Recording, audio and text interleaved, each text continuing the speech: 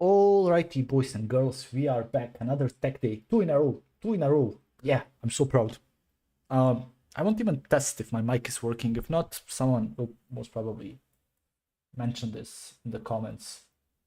Even though it's so interesting, yesterday's stream was one of my most viewed. I think I had 7 concurrent viewers at one time. Yeah, I'm getting people are watching me, and yet no one was writing anything in the comments, which was fun, which was okay. Okay.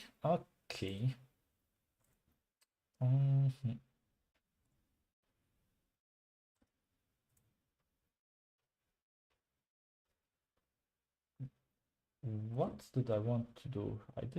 I want to do something, but yeah.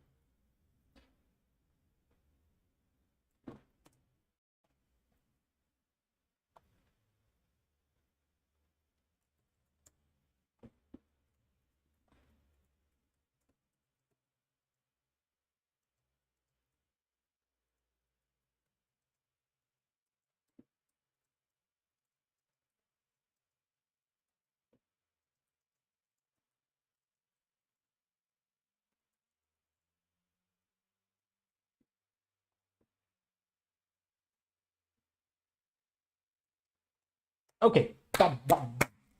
Let me just show my tablet again. We stopped here. By the way, do you like my new wallpaper?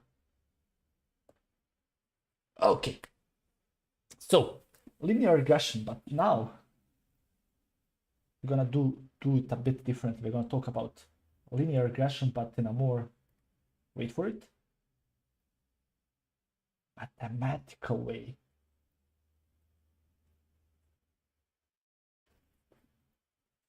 So what I'm gonna do now is I'm gonna try to break down and explain the general linear regression algorithm step by step. Hopefully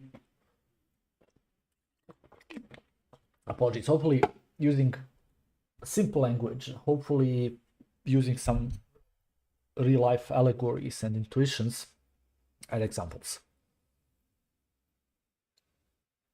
So what are we doing? Let's do a quick reminder. We are trying to train a machine learning model that predicts a number. The number can be, as we seen in the last videos, the number can be a number like the price, but comparable to the last video where we based the number on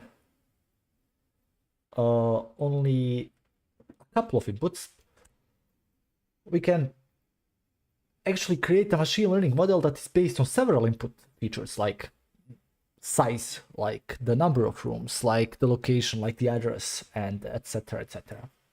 So our model could look like this. Y hat will be weight 1, feature 1, plus weight 2, feature 2, plus as many of these as possible, plus weight m, feature n plus the bias, the interception. So we already know what these are. X's are the features, Y's are the weights, how much each feature affects the prediction. B is the bias or the intercept.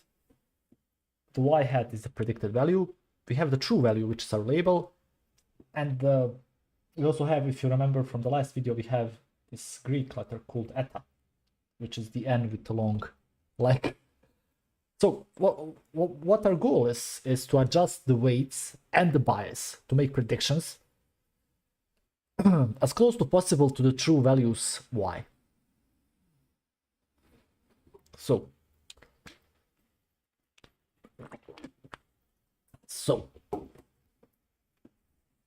let's say every time we look at a single point, x and y, we just move here.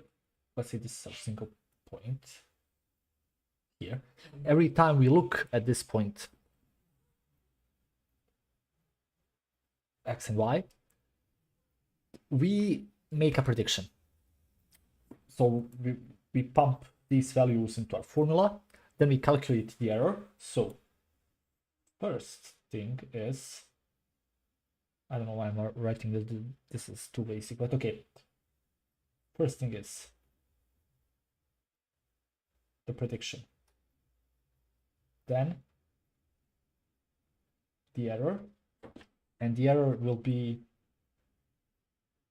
error is y minus y hat. And then for each feature from 1 to n, we update the weights. So we'll have the weight of I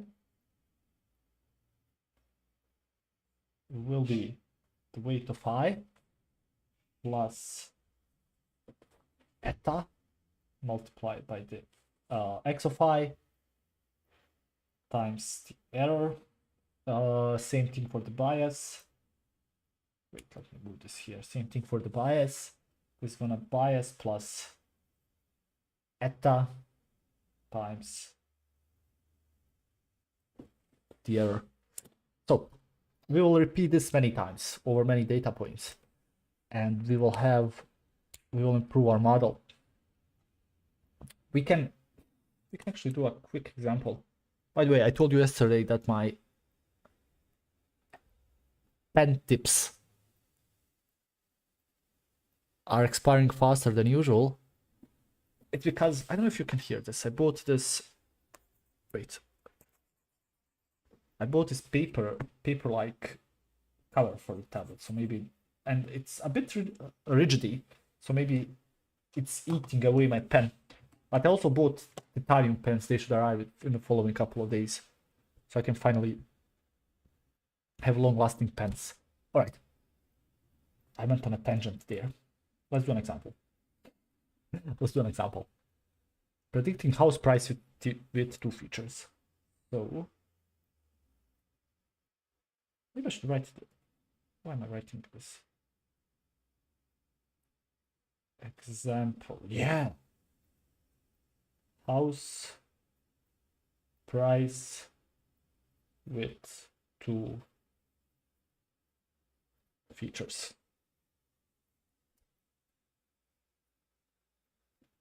Now let's say I have x1, which is the number of rooms, and I will have x2. This is gonna be square. Oh, apologies. Apologies. I'm still holding up remnants from my flu. Square meter house size. And our model will look like this. Y hat is equal to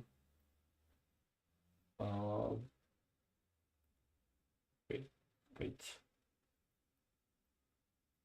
to x2 plus b.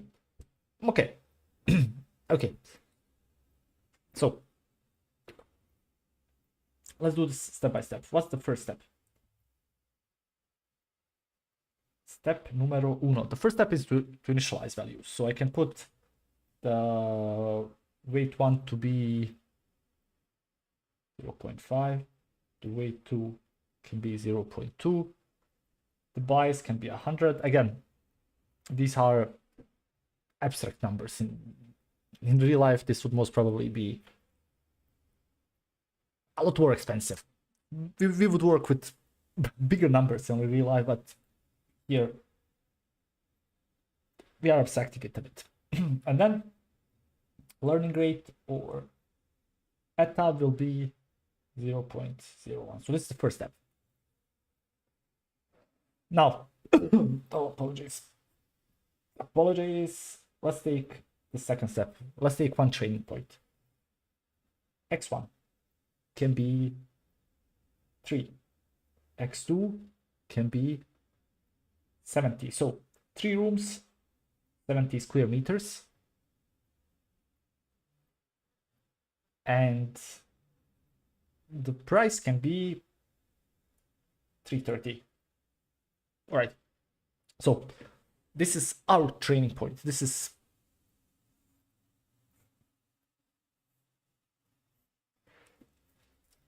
real data here. This is real data here. Oh man. Oh man. All right, I'm feeling better already. So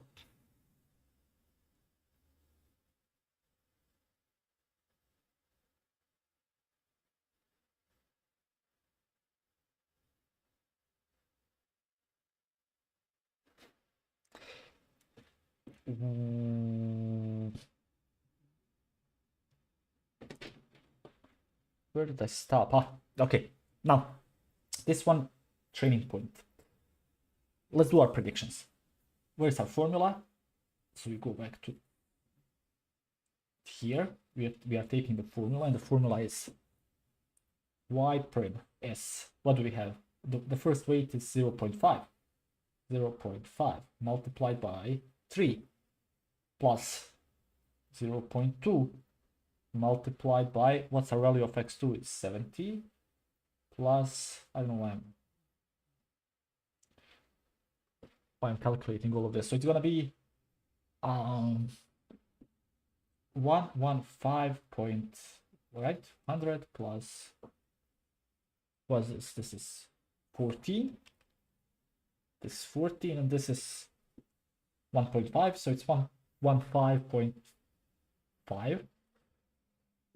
And our error is y minus y prim, and it's 330, which is the real price, minus our error, 214 times 5. Now, this seems like quite a substantial error. So now, we do the next step. We need to update the weights and the biases. So I can update the weights using the format you already have here. Where is it? Here. So the first weights will be so if we take a look at this formula, it's the current weight, which is 0.5 plus, what's eta? Eta is 0.01 multiplied by the x, it's 3 multiplied by the error. So the first weight is now updated to 6.935. I'm gonna do the same thing to the other weights. I'm not gonna write them into detail. So the second one is gonna be 150.35, and the bias is 100 to 145. Okay, so we get this after the first iteration here. These are our results after our first iteration. We updated the weights, both the first and the second one. and we updated the bias, and now our model predicts a much higher price. But also, it's interesting how our second weight, what here was 0.2, and after we updated it, it's 150.35, which means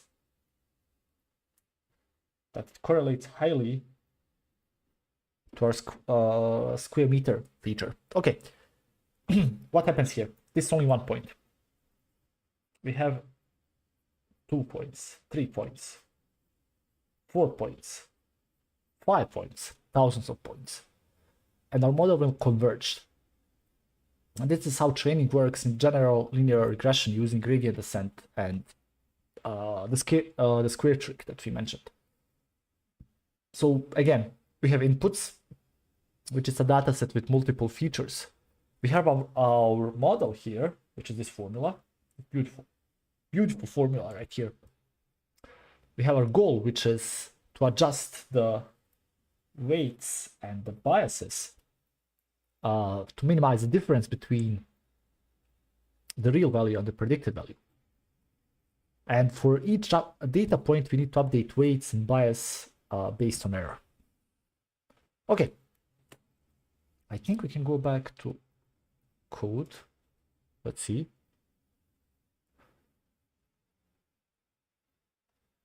We stopped here somewhere, right? Yeah. Yeah. Can I run all of these guys above?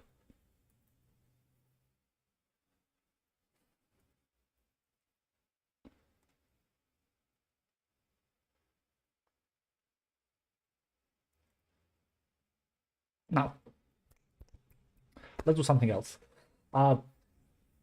So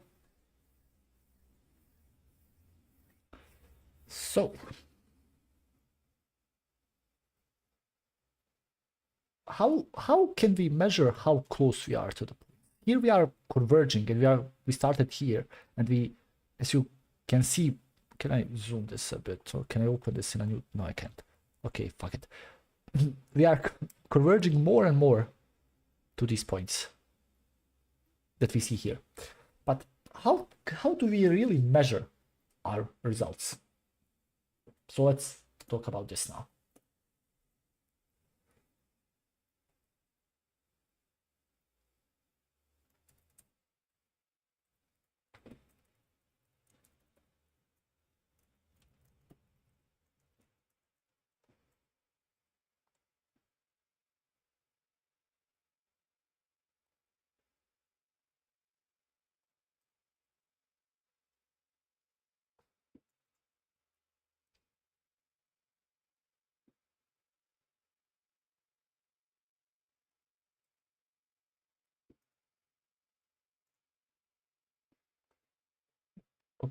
Okay.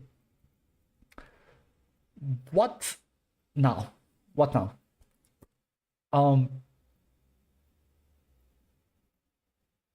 We need to know whether a model. Where's my tablet? It's here. Okay. By the way, I'm already on 16 pages of machine learning. Interesting. All right.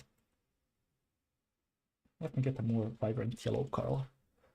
So what do I need now is the following. Oops. Will this work? Hopefully it will. Am I still live? Yes, I am. Okay. How do we know if our model is good? So that's the question that we need to ask ourselves. How do we know our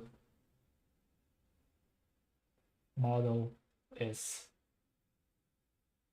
good, right? Because we created a model, we created a line which will predict house prices. We need now to know how to measure how good that line is. And we need to put a number on how far off the model's predictions are from the actual values. For that, we have something called an error function. An error function is called, let me also write here. You can use the error function. Should I increase my... What's this? It's 18. What if I do 20?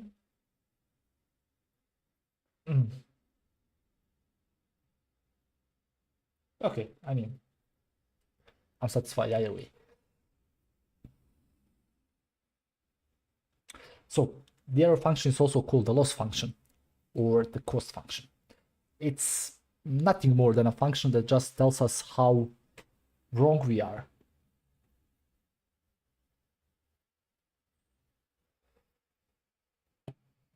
So let's think of it in the following way. Let's say our prediction was for $300K. Let's say dollars. Let's say the actual value was 330K. So the error here is of 20,000K. On the other hand, we can also have 450, which is our prediction. And our actual value is, which is, I don't know, 440, which means that our error is 10,000. I mean, either positive or negative, it won't matter, you will see. But we basically just subtract the predicted value from the actual value. Basically, these are just the differences between prediction and reality. But we want to measure the differences, we want to, so to say, combine them, and we want to minimize them. All right.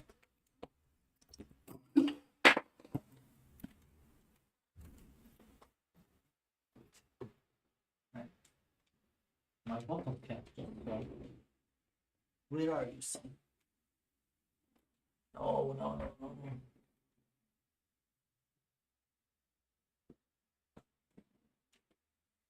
Where are you? Where's my bottle cap? Oh. Here it is. It was hidden under my weights. Yeah, I'm keeping my weights right next to my workspace. Okay. We have two common error functions. Let's mention both of them. First one is the absolute error.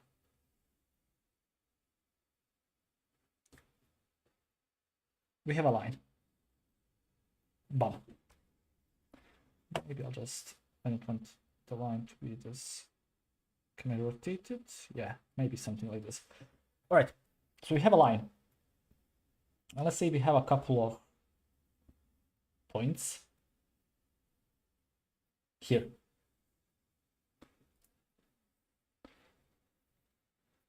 By definition, a good linear regression model is one where the line is close to the points, as close to the points as possible. But what does close mean? In the end, close is just a subjective question. Because let's say a line that is close to some of these points might be far away from some other points. So in this case, we would rather pick a line that's very close to some of the points or far from some other points. Or should we pick a line that is somewhat close to all of the points? Okay, for helping purposes, we're going to use something called the absolute error. And what the absolute error does is it takes each prediction, it subtracts the actual value, it takes the absolute value of the prediction to make them positive, and then it adds them up. For example, bum bum bum bum bum bum bum bum bum bum bum bum bum bum bum bum bum. All right.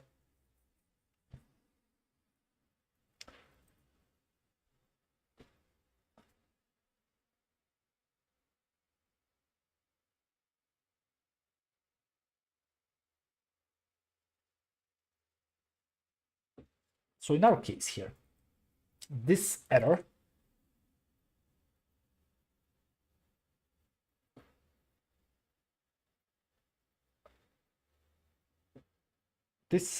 is calculated by subtracting this point, x1, y1, x2, y2, why did I create 3 of those? y4, no, x3, y3, x4, y4. So I subtract these x's from these points here, and I'm gonna call these, no, this should be the predicted values, and this should be real x1, y1s. All right. So I calculate each one of them, and I'm gonna get an error. Let's say this error is 10, minus 10, this error is plus 20, this error is plus 25, this one is also minus 10. We're gonna take the absolute values, and the error is, because we take absolute values, they all become positive. This is 10 plus 20 plus 25 plus 10, 20 plus 20, 40, 40 plus 25 is 65.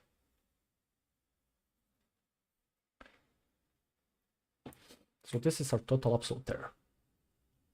And the formula for the absolute error looks something like this. So it's the absolute error.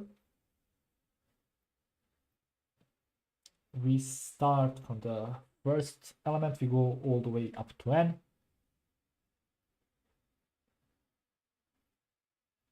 Yi minus yi hat, the absolute value, and we calculated the sum of this value. Okay, all good. All good, all good, all good, all good, all good.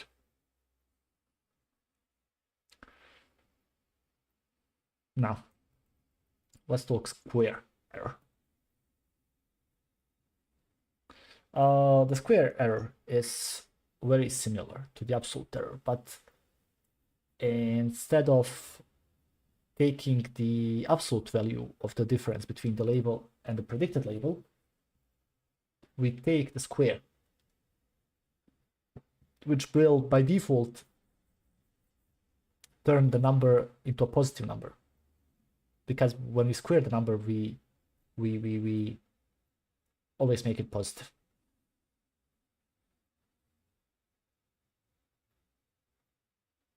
Now, how does this work? Let me select all of this, and I'm gonna copy it.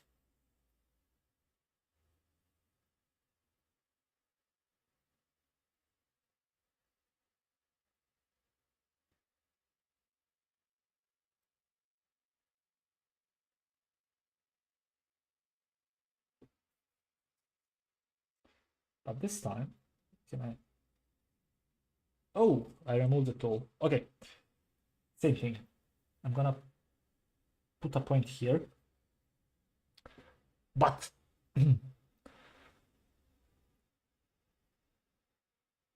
but we are gonna do something different here.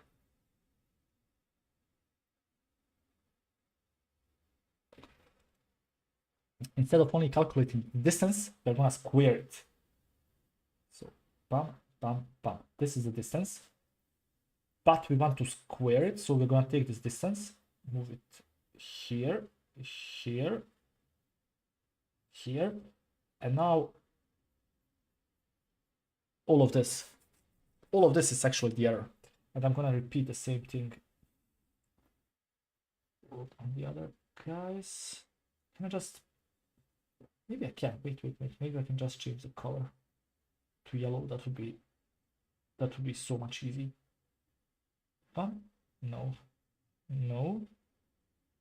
maybe I can, wait. Maybe I need a better, maybe I need a better writing software.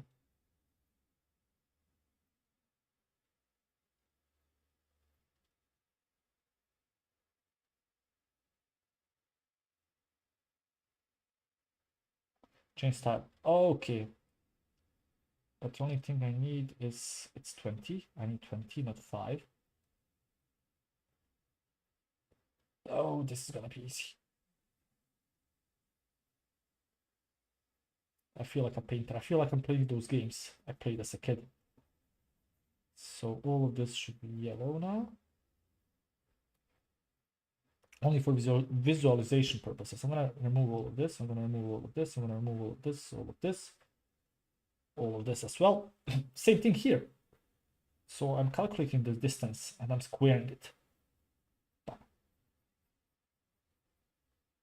Same thing here.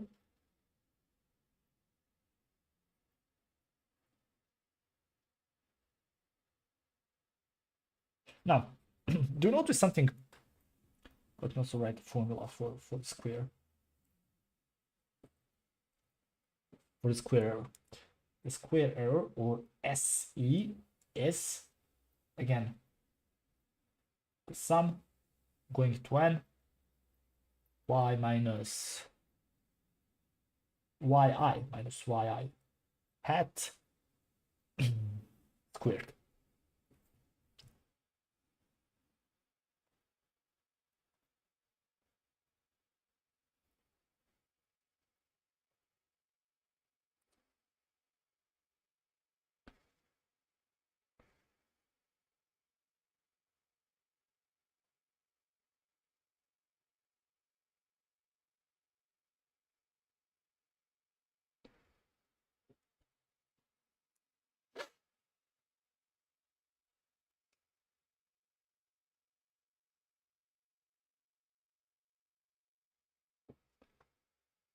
Where are you? Okay. Now, compare. If I take all of these lines here,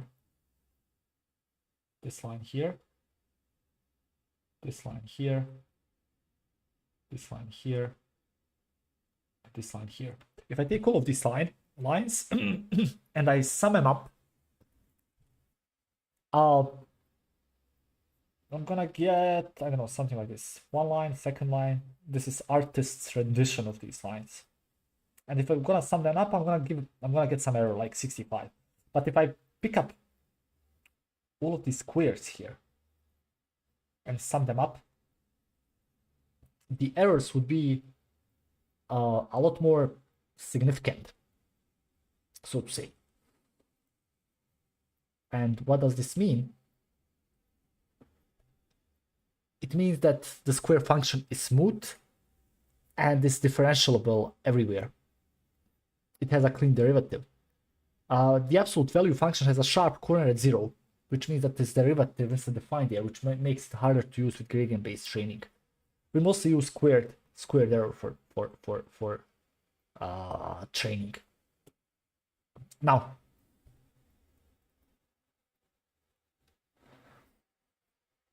we will also mostly take the mean, because if we have different dataset sizes, like we have in one dataset we have 10 points, in another one we have 10 million points, taking the total error isn't fair. So we need to take the mean absolute error,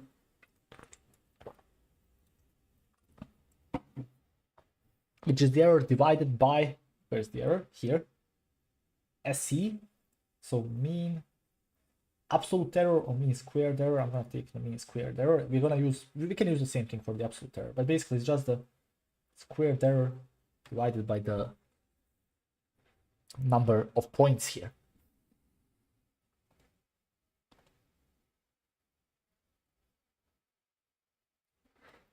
That's the mean squared error. And now, what is the root mean squared error? Is the squared error, is the square of the mean squared error, because MSI gives you error in squared units and root mean squared error brings it back to normalized units.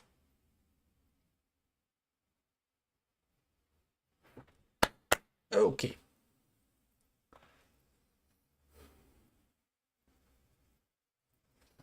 Maybe we can relax a bit now.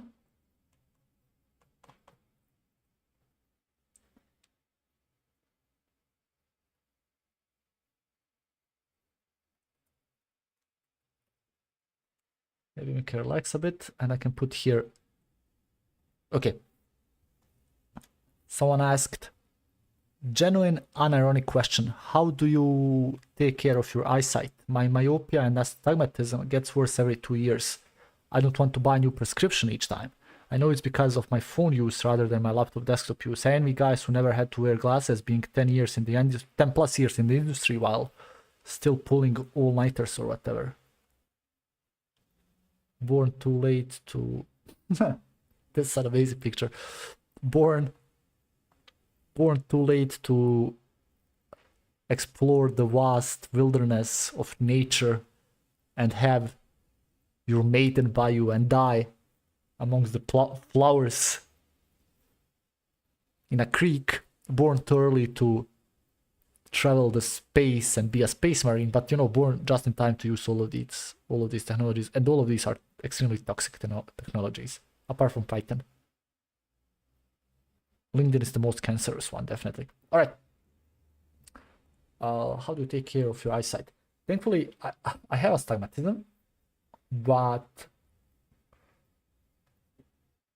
and I wear glasses, but my astigmatism, even though my vision is blurry, I can take them off, for example, if I'm going clubbing or, you know, somewhere where I look a bit dapper without glasses. Even though glasses are pretty cool nowadays, it's not like in the good old days where you would be bullied relentlessly if you had them.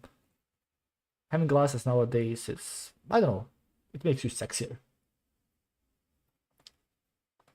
But the question here is,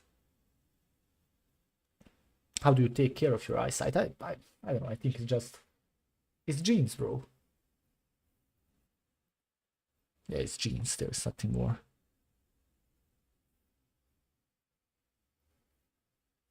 Oh, is this real advice on 4chan?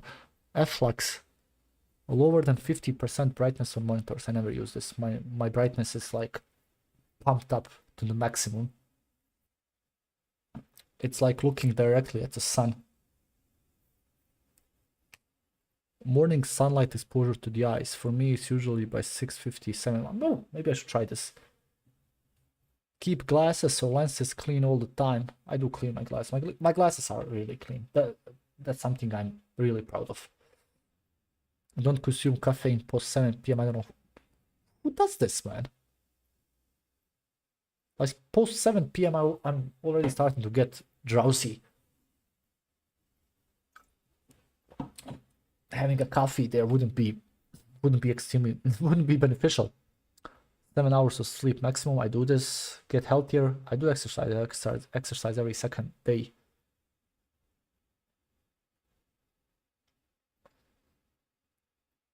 Especially with every... These are general health tips. You want to health max while cutting monitor staring time.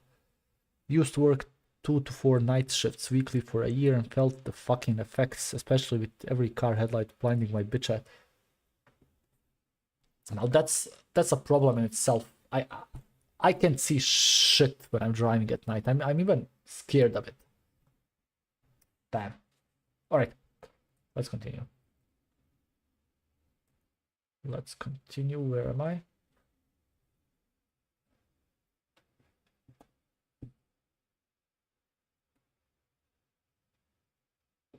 Bam. Let's talk about gradient descent. Gradient descent. But yeah,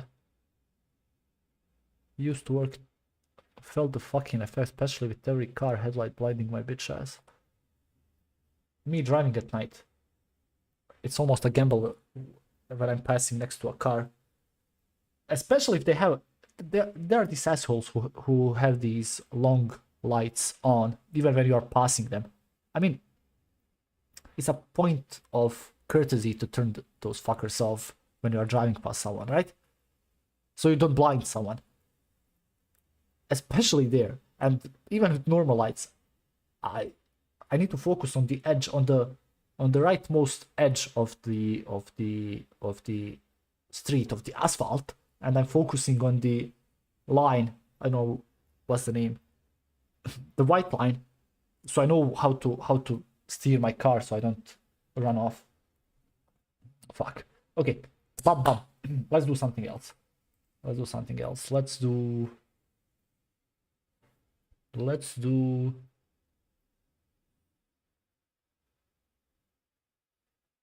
gradient descent. Okay.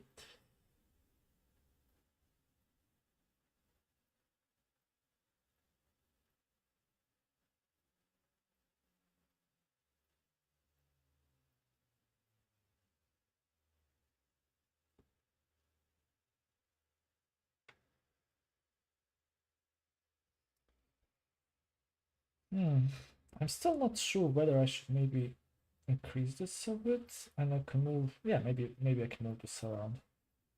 What's the size? 20, and here's 20. Let's use 18, and for the small one, let's use 14. Test. Okay, should be better.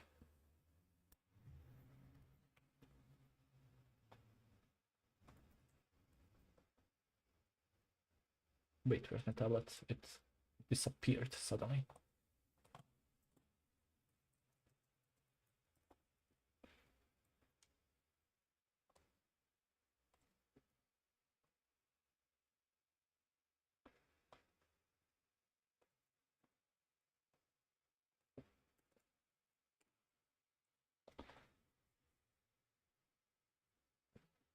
Okay, now let's talk about one of the core ideas in machine learning.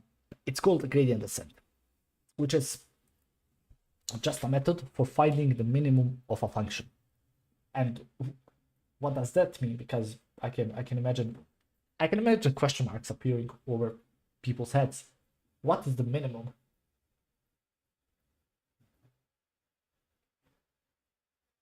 The minimum? What does the minimum mean?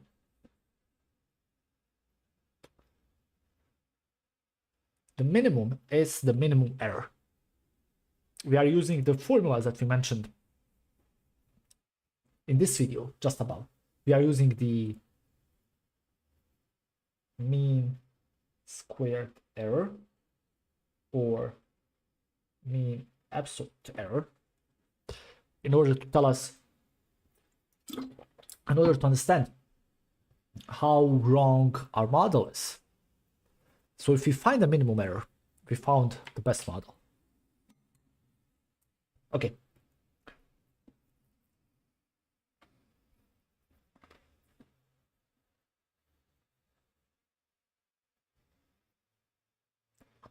How does gradient descent work?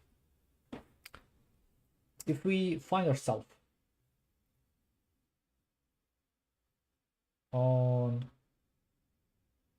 top of a mountain, like here,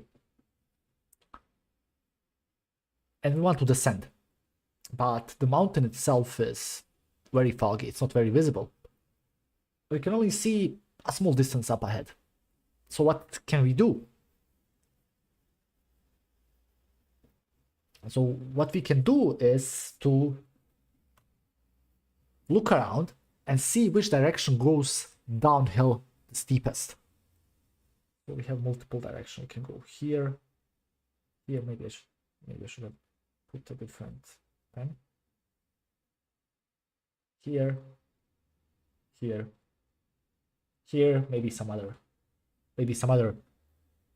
directions as well. But we find the direction that goes downhill the steepest, and then we take one small step in that direction, and then as we move down, now we are here, we look again, we step again, and we keep repeating, and eventually, if we don't misstep and fall down the cliff, we will reach the valley bottom. We will see the minimum error, and that's basically how the gradient descent works. Of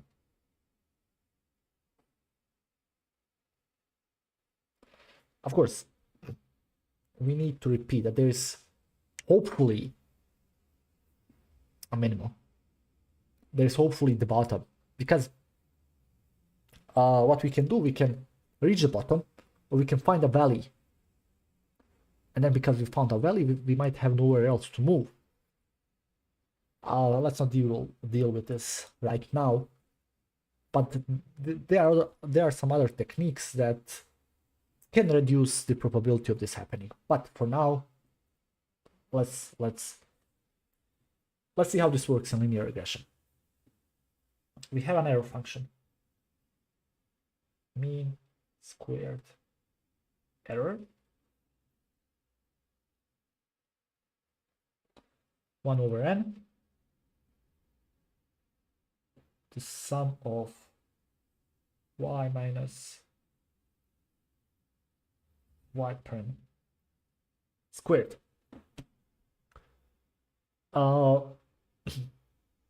Let's say this is our mountain landscape, like here. We can maybe model our mean squared error to reference the mountain. So we need to calculate the gradient at our current position. And if the gradient is positive, it means that we are too high. We need to step in the opposite direction. We need to go downhill. And if the gradient or the slope is negative, we are too low. We need to step the other way. So we take a small step in the downhill direction, and the small step is controlled by the learning rate.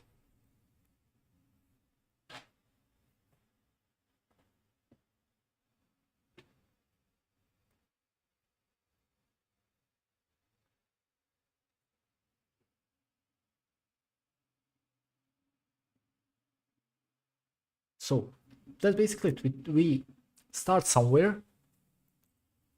Oops, what have I done?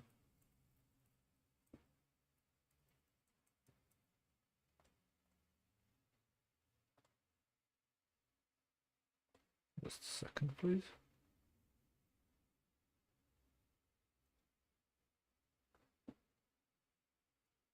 Okay, I'm going for 47 minutes. All good. So we start somewhere at the mountain. We take the best direction to take one. We find the best direction to take one small step, and then we repeat it many times.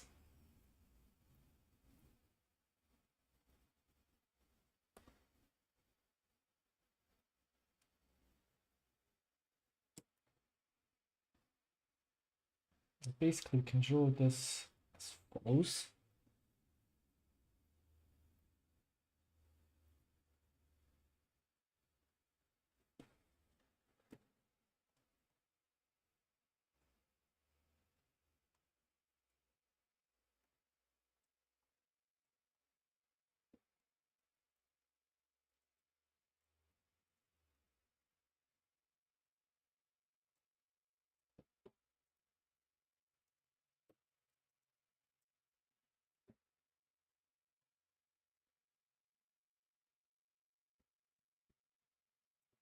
So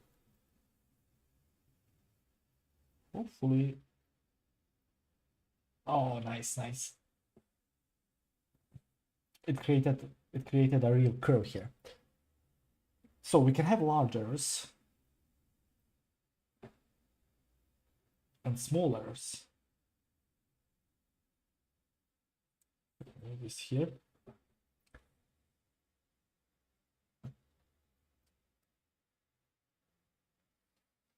And what we want is to go from this point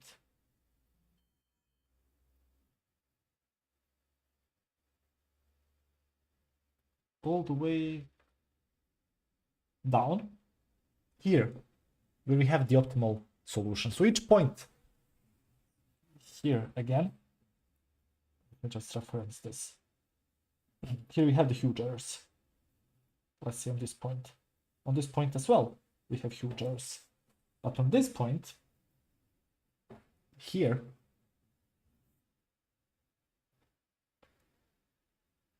our errors are smaller.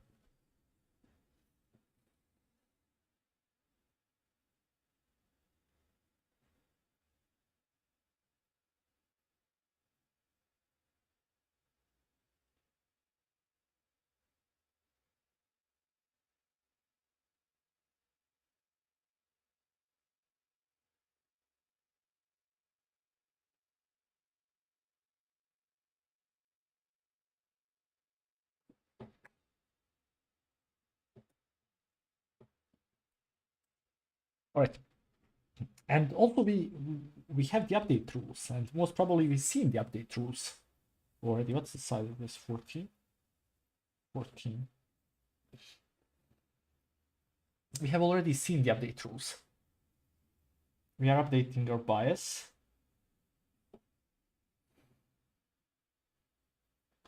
To be eta times the error. And we are updating our weights.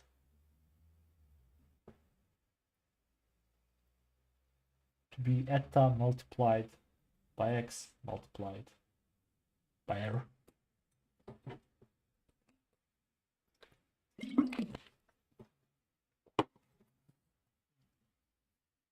Okay, we can actually, let's predict. Let's do a simple example, a simple prediction. Let's say we are predicting house prices with only one feature. Like the simplest examples we already did. So it's y prim weights times the x plus b. What are our data points? Let's say our house starts with 3 rooms and the true price is 330. And our start values are W is 50, B is 100,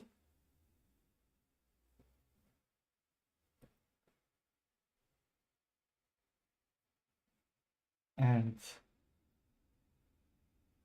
eta is 0.01. First things first. We do the prediction. So y prime is gonna be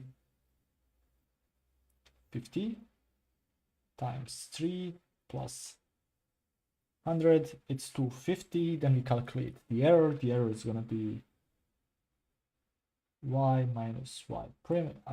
It's 330 minus 250. It's 80. Then we do the updates. We update the slope using, where are the formulas? I wrote them here somewhere. Yeah, using this formula. So it's gonna be 50 plus eta times 3 times 80. It's 52.4, and the bias blah blah blah blah blah will gonna be 100 times 100.8, and then we repeat. We do, I don't want a real circle, I want a half circle. All right, doesn't matter. Then we repeat. So the next time we predict, the line will be slightly higher and closer to the true data point. And if we repeat this process over many data points, the line gets closer to the best fit. So what is gradient descent? The gradient descent means taking small steps downhill on the error landscape until we reach a minimum. And the gradient tells us which direction is downhill. The learning rate controls the step size, which, too small, we are learning very slowly. Too big, we might overshoot and bounce around. It's a smart way of guessing better and better slopes and intercepts until our line fits the data best as it can. Okay, let's see what else is here. What do people who are employed or people who are not employed saying? What are some stacks you like and some you hate? Spring Java seems like a clusterfuck. I agree. A lot of bootstrapping and setting up. A lot of, what's the name? I forgot the way. A lot of predefined ways of using it. C# or .NET is similar to Spring Java, but a bit more reasonable. I mean, both of them exist in a certain ecosystem that you need to learn, which is not bad. It's just, I mean, it's really bad that you need to learn. You need to learn how to drive a car, and every time you buy a new car, you need to learn how this new car behaves, because most probably this new car will have some certain different fucking features in different positions. It might not have a manual stick, it might be an automatic type of car. Maybe the button for lowering your windows is not at the same position. So I don't know. In the end, every stack you learn is a good stack. Ruby on Rails is okay, but slow, hard to debug, niche, and AI Kotlin seems to negate its positives. Code generation. Ruby was nice. I was working with Ruby like 10 years ago.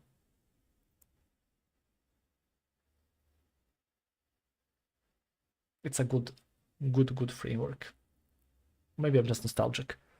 Go is really, I never worked with Go. It's really comfy and clean, but sometimes feels like you need to reinvent the wheel.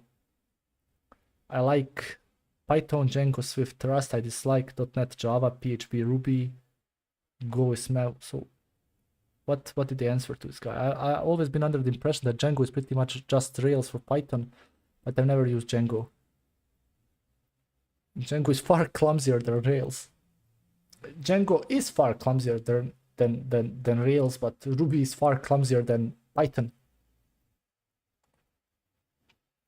Have that.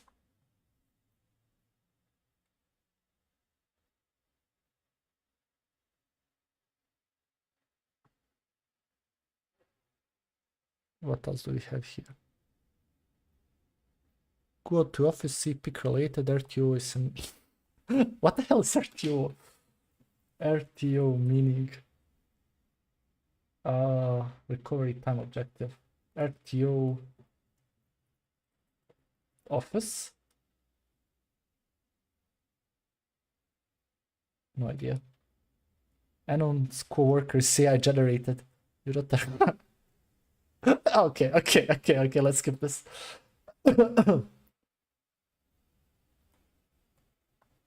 Oh man, this is so relatable. It says web development is so fucking boring. I can't bring myself to do this shit anymore. I'm just using Copilot and I haven't written a line of code myself in a week. Today I just jury rigged my mouse so it kept moving and went for a walk. Yeah, you can do this.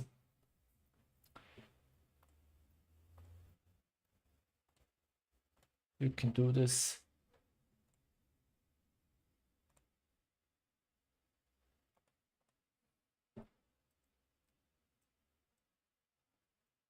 Okay, I wanted to do something else. So I definitely need to start working on reverse. I won't be able to do it today, but I definitely need to start working on reverse sooner than later.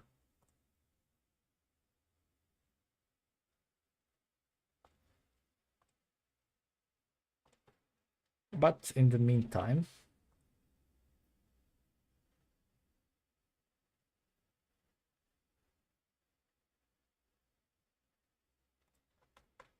what else is here?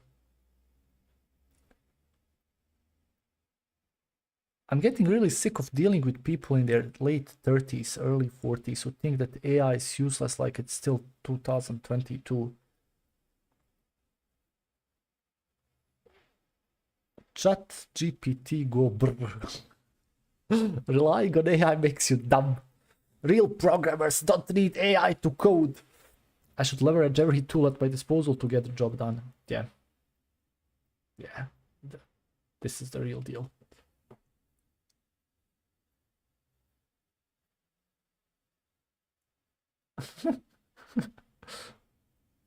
Most coders are midwits and leveraging ChatGPT is still slower than just installing something from 1997. I agree with this. God, I wish I worked with them. I actually work with all three of these types. Okay. My company is tightening up its interview process to root out candidates cheating with AI, at the same time telling us to install an LLM extension to our IDs for more productivity. Fuck this. My company is doing the same. Hate this. I hate this. Just a second. Let me just take a look at something, please.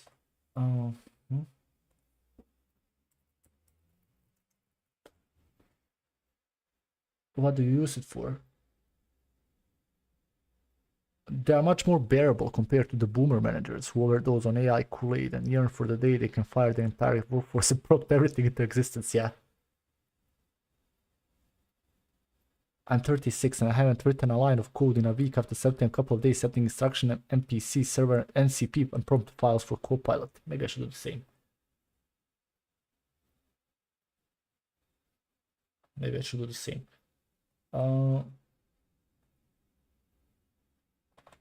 Just a second. Why is my GitHub not working? I need to see my GitHub. All right, so this is too long for me to read it. Wait.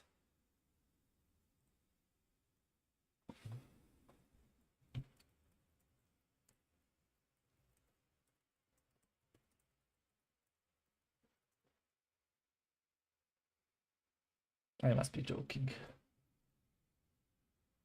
I must be joking.